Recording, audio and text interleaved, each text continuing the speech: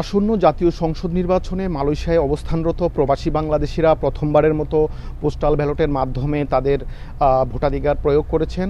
কয়েক দশকের দীর্ঘ প্রতীক্ষার পর বিদেশের মাটিতে বসে দেশের সরকারের নির্বাচনে অংশ নিতে পেরে এই মুহূর্তে প্রবাসীদের মাঝে উৎসবমুখর পরিবেশ বিরাজ করছে।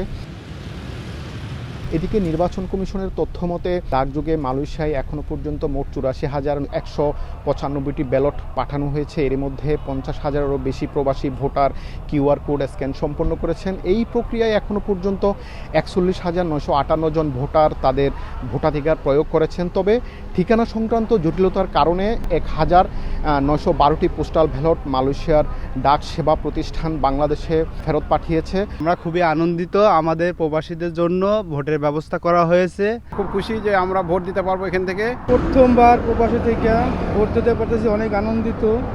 পরবর্তীতে যে সরকার আসবে চাই এভাবে যেন ভোট দিতে পারি আমরা। অন্যদিকে মালয়েশিয়ার বিভিন্ন সেক্টরে কর্মরত শ্রমিকদের মধ্যে ভোট দেওয়া নিয়ে অভাবনীয় উৎসাহ আমরা দেখতে পেয়েছি।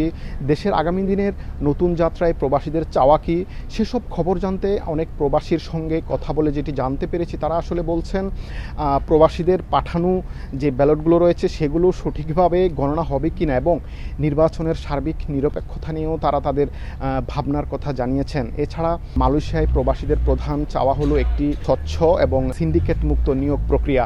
এছাড়া দালাল চক্রের হাতে যে হয়রানির শিকার হয়েছেন তা থেকে তারা মুক্তি চান এবং নতুন সরকারের কাছে তাদের জোরালো যে দাবিটি রয়েছে তা হলো জিরো কস্ট খরচে বিদেশে আসার সুযোগ নিশ্চিত করা।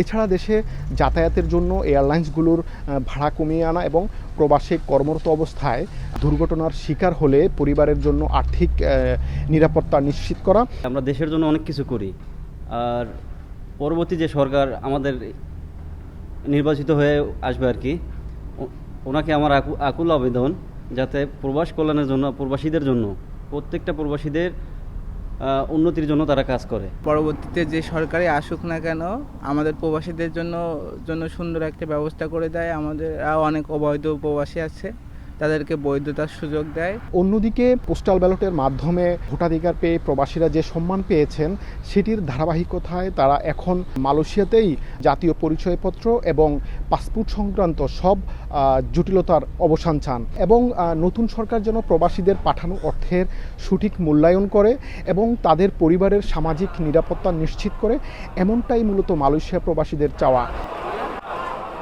মালয়েশিয়া থেকে মোহাম্মদ আব্দুল কাদের, সময় সংবাদ।